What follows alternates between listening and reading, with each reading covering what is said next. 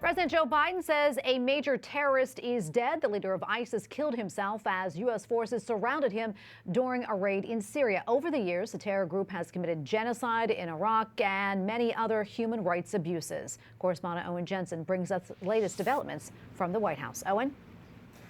Tracy, good evening to you. Tonight, President Biden says a U.S. Special Forces team was used to target the ISIS leader who had a $10 million reward on his head. And tonight, the Pentagon says we should all be happy that he is no longer, quote, walking on the face of the earth. President Joe Biden speaks to the nation about the lethal force unleashed on a killer. Last night's operation took a major terrorist leader off the battlefield, and it sent a strong message to terrorists around the world. We will come after you and find you.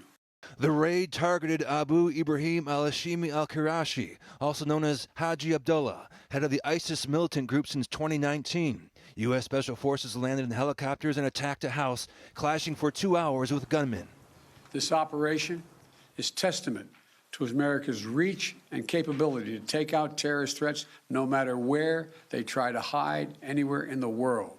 The Pentagon calling the terrorist leader's death a significant blow to ISIS. He was directly involved in the massacre and the rape of innocent Yazidis. And the Pentagon saying that conducting a raid instead of an airstrike to protect innocent lives put additional risk on U.S. forces. So we know that that when Abdullah detonated an explosive device, which obviously killed him, we know that there were 3 people on that 3rd floor with him that were also killed. In the past decade, ISIS murdered with impunity in the Middle East. Their caliphate forced Christians to flee their ancient homelands. Former Secretary of State Mike Pompeo tweeting, "The world is safer today because ISIS leader Abu Ibrahim al-Hashimi al-Qurashi is dead." And Senator Mitt Romney reacting today, saying based on reports from the White House, the strike in Syria was a success. And we've removed an ISIS commander. And that's very good news. Obviously, ISIS is a great threat to our interests, not only in the Middle East, but around the world.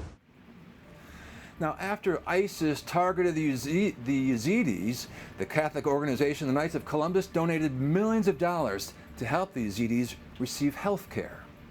At the White House, Owen Jensen, EWTN News Nightly.